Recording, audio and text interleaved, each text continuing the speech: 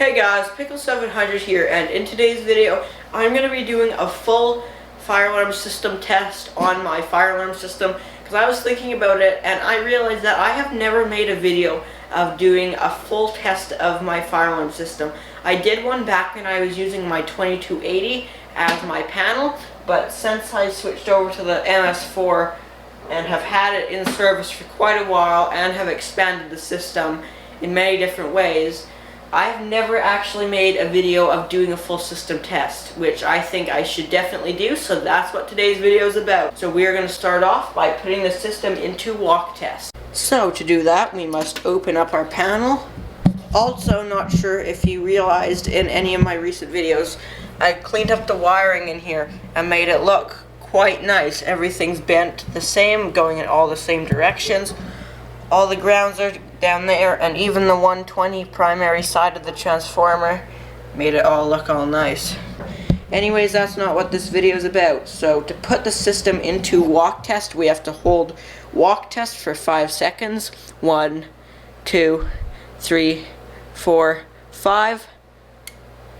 There we go. So we have a light flashing under walk test and system trouble. Reason system trouble is lighting up because it wants you to be reminded to not leave the system in walk test. Should there be a fire, you don't want it to be left in walk test. So close up the panel and we'll start doing our devices. So is what we're going to do is first we're going to do zone 1, which is all of our pull stations. So for a real system protecting a building that is required to be protected, this building is not required to be protected. In a real system that is in use, you would normally not pull it because you should have glass in there, but for me, I can just pull them.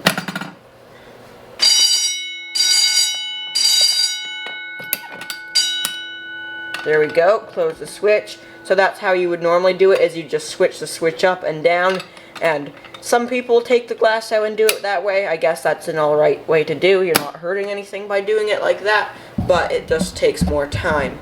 That's the pull station we just did. So now we will be going over here, back to this pull station behind here. So this one actually does have glass in it. So we will be doing it the way that you would likely do it in a real system, where we will be opening them up. And you have to be careful. Like, some people just let the pull station drop, like once you've opened it, this will just slam down. Try not to do that, because I have done that before where it has actually broken the glass from slamming down, and the momentum has kept that going right through the glass. Wait for it to alarm. There we go.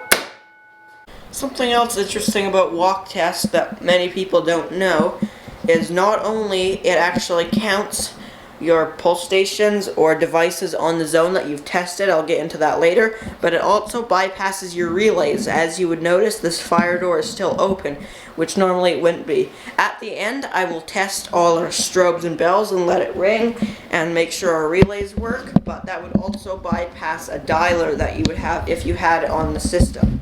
So we will now be doing this pulse station over here. As you can see, no glass in it, so I'll be pulling this one.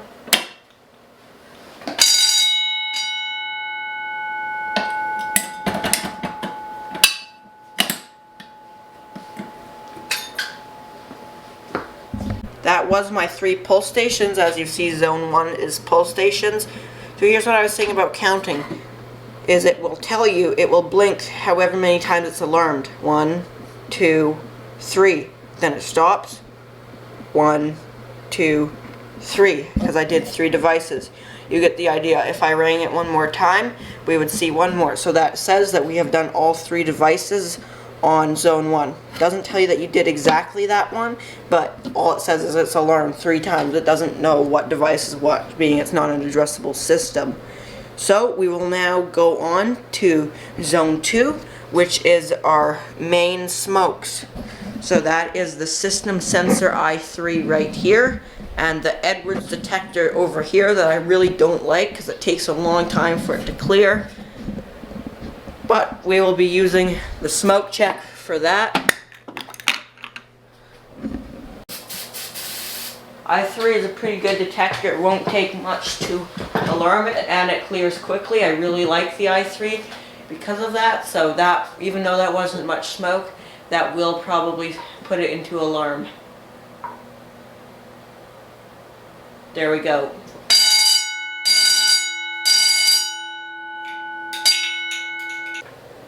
I realize on the i3 that you could have just used the hole where you could put a screw in or something, or a nail, but I like to do it this way because I think it's more reliable.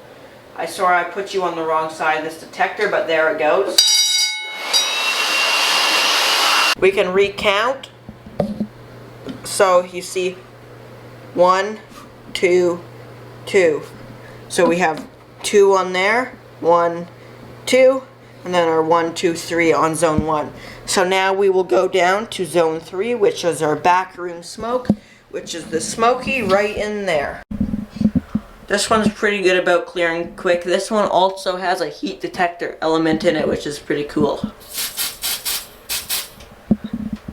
This one's also pretty quick. So both of those, there we go.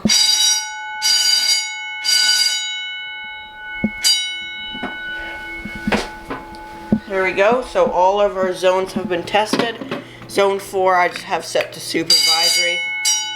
Somebody just re-alarmed. So if we go on here. Zone 3, that guy re-alarmed. I probably went a little bit. Yeah, it's gonna keep re-alarming, so I'm just gonna go ahead and disable that zone and then reset the system. Zone 3. There we go. So even if that does re-alarm, it won't, because zone 3 is disabled. So I'll go ahead and reset the system. Zone 3 remains disabled, so there we go. So what people don't know is alarm silence will also silence the trouble.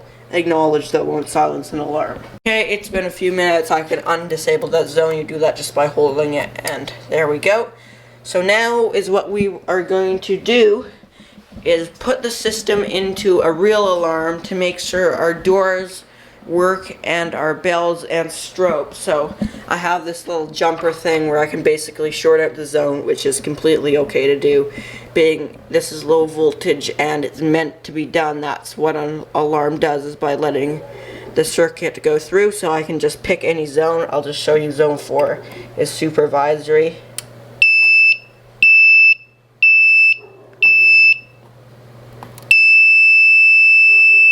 Alright, zone 1, let's go. So door should close.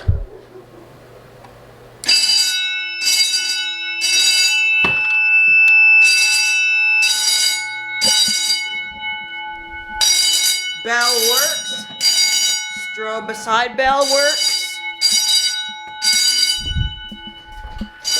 Back room strobe is good. That strobe is good. Time for outdoor strobes. That strobe is doing its strobiness, and in fact I just added this strobe at the front today because both of these are all synchronized and they are lighting up this yard pretty bright. So now I have 2 outdoor strobes, which is nice. So that's it to the system.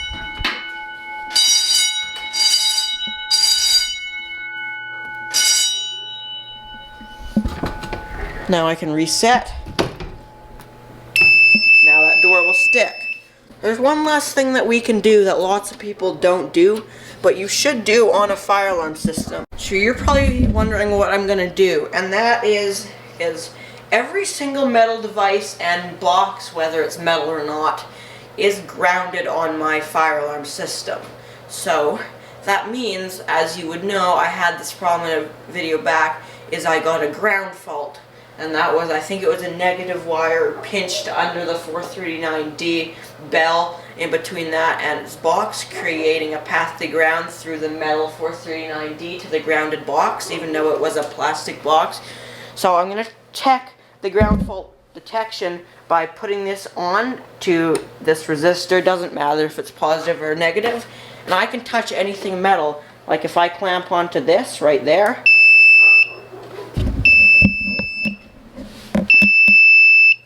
Ground fault. If I go onto this screw, ground fault. These boxes aren't grounded, but that door is pretty hard to push off. If I go to this screw, ground fault. Doesn't matter that it's from a different circuit, it still causes a ground fault. So we know that ground fault detection. Anyways, one last thing I'm going to do is do an emergency light test in here. I'm not going to be doing it to 30 minutes. That's what they have to last for in Canada. But I am going to be doing one. Reason is I'm not going to be doing 30 minutes is because I know my emergency lights in here last longer than 30 minutes. I had an outage for an hour and 50 minutes. These guys lasted well through the whole thing with, I'm sure, time to spare. And I've had the breaker off and these things off for 2 hours. Still going strong. These Lumicell ones,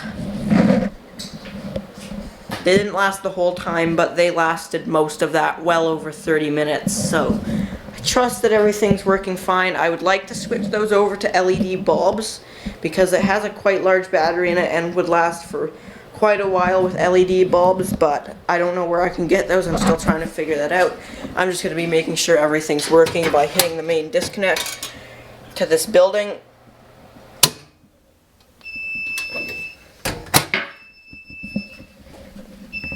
Here are our emergency lights over the door. Exit sign is still lit up. Our one set over there. I'm just going to acknowledge the system.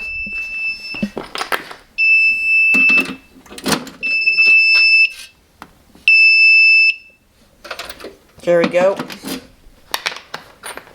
So, our two Lumicell emergencies are going strong. I might put a remote head off of those ones into this room because it's pretty dark in here.